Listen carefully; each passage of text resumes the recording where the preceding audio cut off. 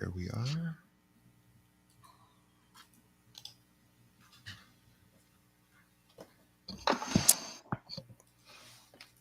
Okay, one sec. Where's my notes? Oh, there they are. We're ready. All right, good morning, friends. Welcome to Coffee Talk with DJ and Risa. It's August, it's back to school time. So today's episode is titled Class is in Session. So we are mastering your morning routine. Whether you're rolling out of bed with your phone in your hand or already have 3 emails deep, that's what I get. We're here to help you level up your mornings. Yes. Hey. Mornings can make or break your day, especially in real estate when you're working predominantly with yourself. You have to be ready for anything, for last minute showings to tough negotiations. And that starts with being mentally and physically prepped before the chaos. Okay, I always say if you don't own your morning owns you. Most top producing agents don't leave their day up to chance. A solid morning routine gives you clarity, confidence, and control. I agree 100%. I used to think morning routines were just for super disciplined people, which I am not. But the people who go to the gym at 5 a.m., that is not me.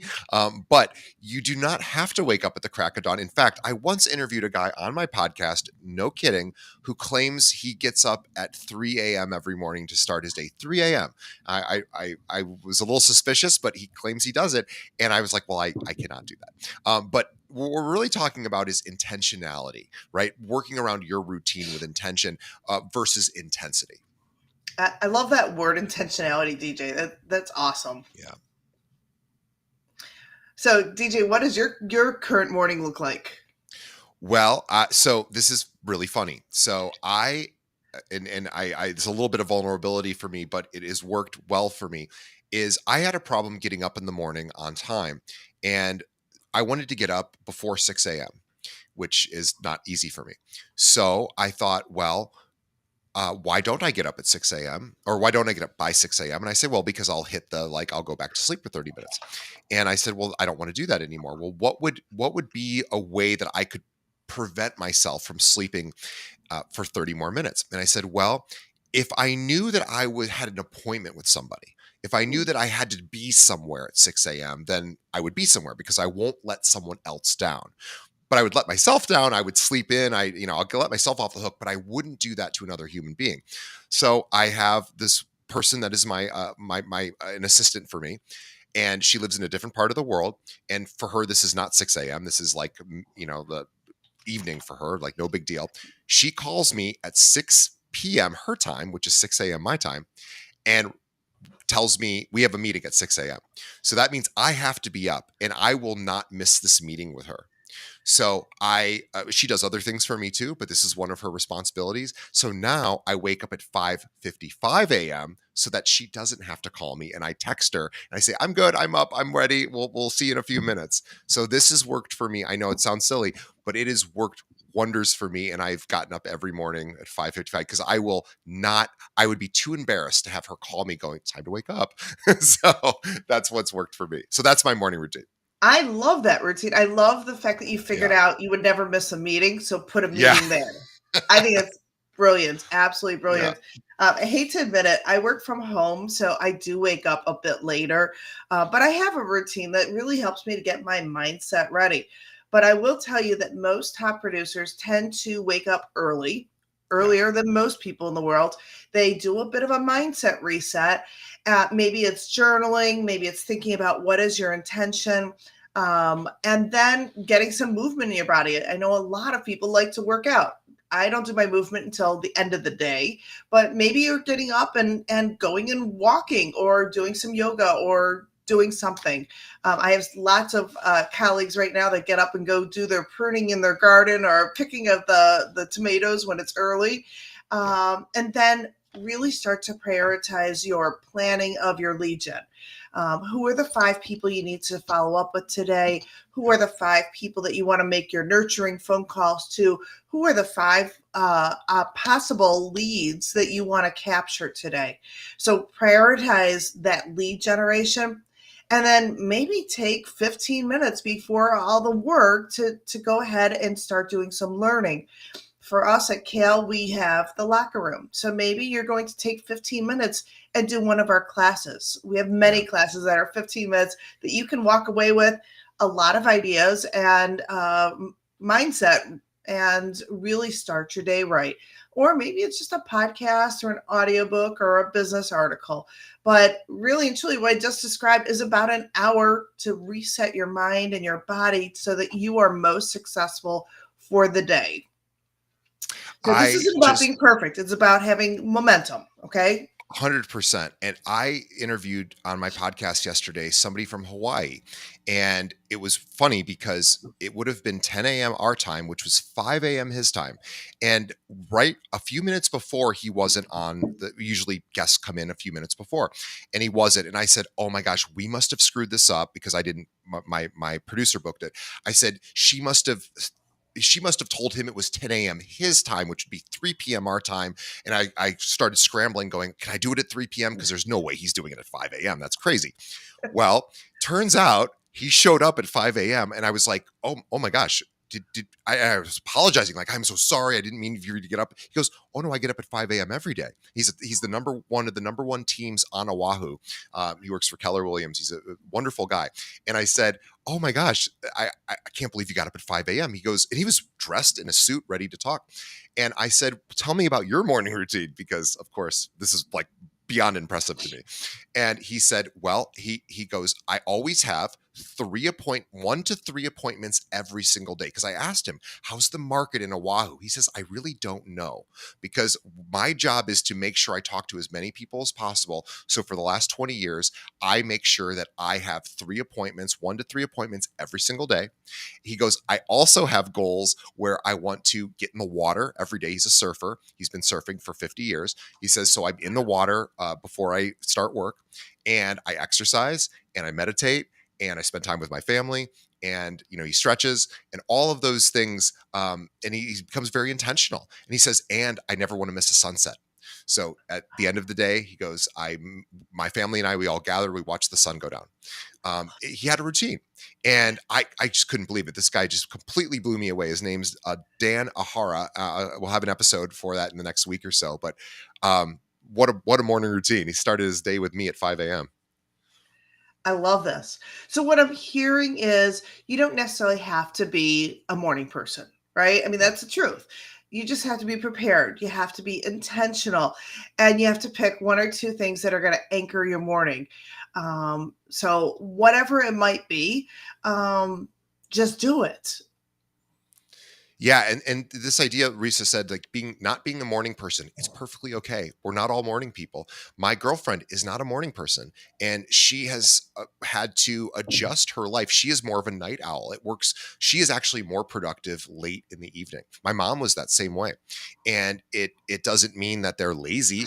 They're actually quite productive people if you can harness that power. So if you're somebody that works well after everyone else goes to bed and you have your alone time, that's our morning time for us morning people. So whatever works for you. But I guess the idea is to be really intentional about it. Like, for example, on the way in every day, I do breathing exercises to calm me down, because I tend to get really excited in a way that's probably not super helpful for my business. So I calm myself down with this deep breathing. I do it for about 15 minutes on my drive in. Or, as Risa said, you listen to a podcast, read something. But just get yourself a routine. Hal Leonard has that great book, The Miracle Morning, that Love it. many agents have read. If you haven't read it, you should pick it up. It's a very famous book, The Miracle Morning by Hal Leonard, and it will help you develop a routine. And it should include things like gratitude, spirituality, of course, eating, getting dressed, learning, journaling, as Risa said, planning your day. What are those 3 most important tasks you're going to do? And then, of course, having some time for yourself. Give yourself some time, and then see what that does to your day. Does it include coffee? Well, I hope so. All right, so here are 3 easy wins you can implement tomorrow. Okay, let's all try this. Let's wake up 30 minutes earlier than usual, even if Yep. it's maybe just twice a week. Let's just try it and write down one business goal and one personal intention for the day. In fact, I'll tell you here at Kale, we actually texted to each other in a chat room our intention of the day, and I love that. So I'm Yep. focused and intentional on something I want to accomplish. And then do 10 minutes of proactive communication before checking your inbox. Yes. So reaching out to somebody, saying good morning to somebody, or I love DJ's idea of having a meeting just to start off your day. Love that. Hmm. Yeah, that's great. One of the big challenges or one of the big changes I made was that I would immediately go to my phone as soon as I woke up. I would go to my phone and I would start consuming. And what that did is that was so addictive to me that I would lose myself. And all of a sudden, 20 minutes would go by and I'd be still laying in bed consuming content. And I went, oh, this probably isn't the best. So I love your idea about reaching out as opposed to consuming, doing something, being intentional, and that, boy, that's going to get you a lot further than responding to that, those crazy emails that come in over the evening.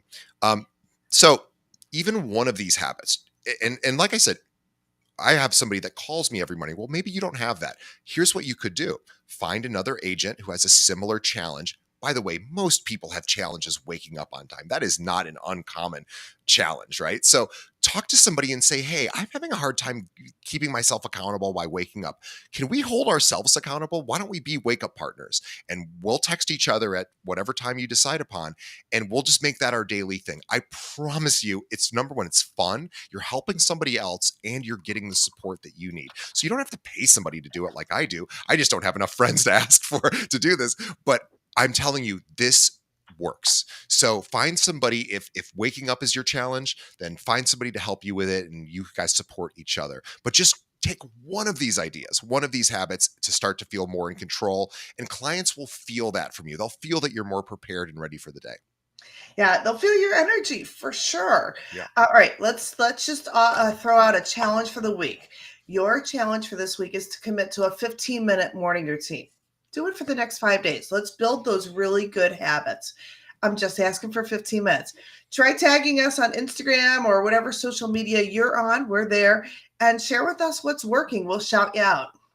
Yeah, and remember, your day does not start by consuming emails, consuming the MLS. It starts with you. What do you need so that you can tackle the day in the best way possible? So let's make mornings a business advantage.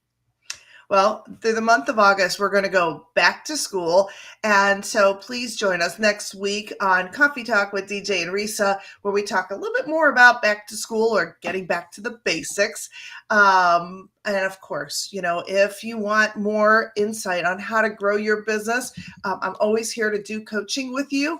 And DJ, what do people do if they're not yet Kale agents? Yeah, if whether you're a Kale agent or not, we open this up to everyone. Risa is so generous. Every Thursday, she does a training called How to Become a Top Producer.